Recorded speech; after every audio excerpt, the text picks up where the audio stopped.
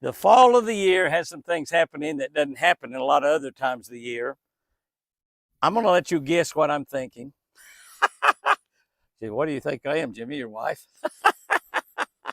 Guess what I'm thinking, and guess what you need to always have handy because of what happens quite a bit during the fall.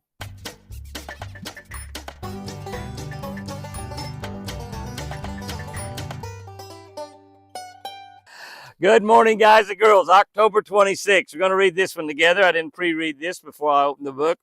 It comes from Deuteronomy, the Old Testament, 8:18. And it says, "You shall remember the Lord your God, for it is He who gives you power to get wealth." Wow. Wow. Did y'all know that was in the Bible? I've read the Bible through lots of times in my life, every year for the last 40 or 50 years. I don't know. But over 50 years, I guess. But yeah, I've read that scripture in the Bible many, many times. Deuteronomy 8:18. It's the Old Testament talking to the children of Israel. "You shall remember the Lord your God, for it is He who gives you power to get wealth." To be successful, that comes from God. Comes from God. Let me see what I wrote about that. I've heard it said many times about some superstar tournament angler. He's forgotten more than I'll ever know. I hear that all the time. He's forgotten more than I'll ever know. You'll never hear me say that. I fished with these guys, and can I tell you, they don't forget anything. They forget nothing. They learn. They're catching fish when they're 50 on something they learned when they were 5. I promise you that. They don't forget anything. Today's verse bothers many Christians. Some think you got to be poor and you got to suffer to be a good Christian.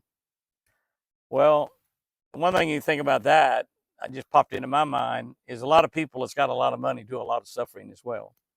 I can think of the most successful guy in the Bible that they wrote a whole chapter about, Job, the wealthiest, most respected, most honored guy around. And buddy, did he ever suffer. Even wealthy Christians feel guilty at times just because they're wealthy. Just because they're wealthy, they feel guilty.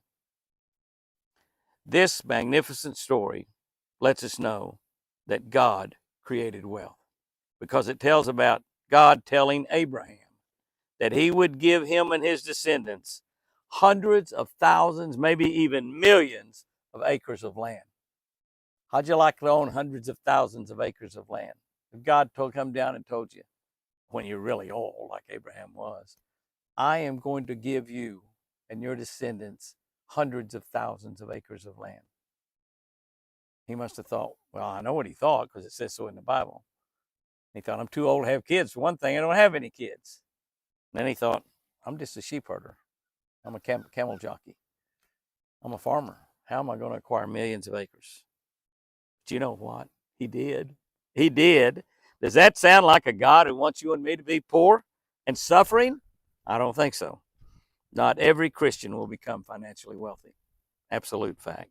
But every Christian will be richly blessed. May God richly bless, because God does richly bless. Remember the Lord your God. Put him first in all you do. Expect his blessings.